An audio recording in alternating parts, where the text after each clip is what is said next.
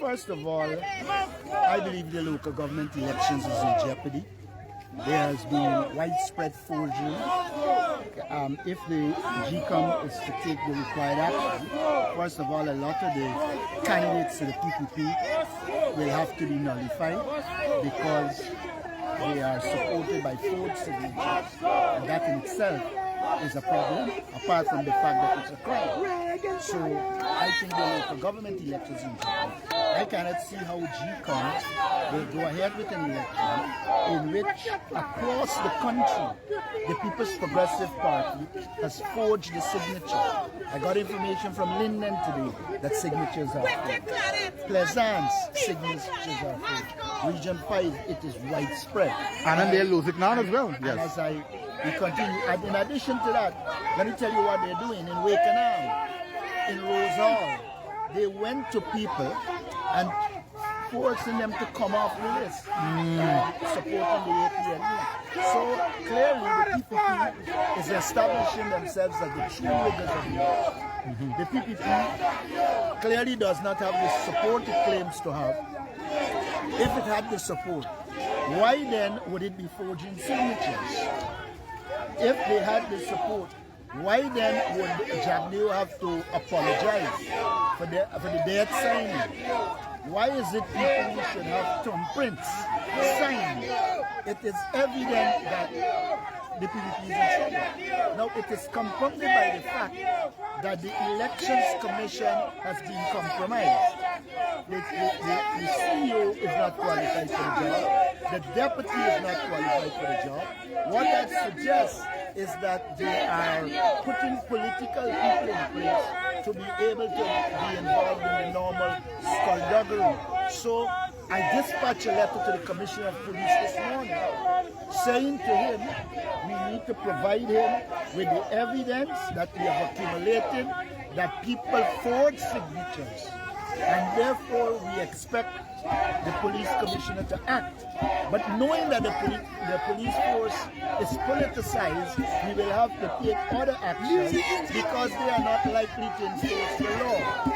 If they were enforcers of the law, that they would have been reported since the allegations of bribery and corruption.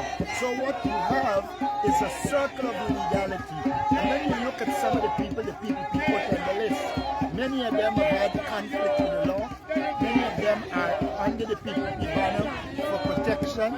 Recently, you saw the situation with the permanent secretary. Yeah. Now, if this government was a decent government, they would have issued a proper statement, and I believe the PS should not go back to work unless it is clear to all that she has no clashes with the law. But I saw the Minister of Home Affairs is saying she's going back. Again, it is a manifestation of the fact that the PPP is a corrupt institution. They know nothing about the law. They have no interest in decency. Their only interest is domination and control. And what we've seen here is that she has embarrassed Ghana. And when you embarrass Ghana, they must be paying for it. Then I turn to Claudette Singh. Oh yes. Claudette Singh has become a tool of the People's Progressive Party, and she can no longer claim to hold credible elections. If you have before you a number of people who have forged signatures, and up until now, GCOM cannot say, well, these are disqualified, these are disqualified.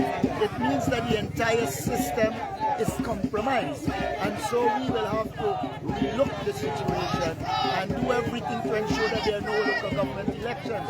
Because if you rig it before it starts, imagine what you will do in the process.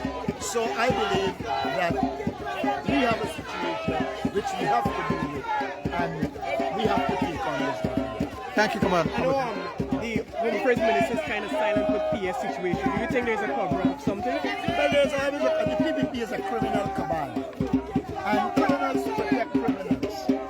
I saw in the Linden people who purport to support the PPP, one known drug reporting, another one who is a wanted bulletin was issued for. Then they got one who claims to be a promoter, who has historical links to the underworld, and in fact many people in Yemen believe he is responsible for the death of a friend in Holland. So the cabal you were talking about is a cabal that is steeped in illegality, and therefore they have no interest in the rule of law, they have no interest in decency. In fact, if they had, when they came to power in 2020, the CID had been regenerated, reinvigorated. We had people who were solving crimes. They removed all the people that are solving crime and put back the same corrupt people that historically ensured crimes weren't solved. And then you have a police commission that is compromised, that makes no bones about his political affiliation, and therefore there is no scope for the law to take its course. A street like this that has so many cameras, you had an execution in front of Park, and suddenly the police cameras were working. Obviously, the home of the president camera is working. Evidently, it is covered up by the political institution and the Ghana police force. They have no interest in law and order. In fact, for them to survive,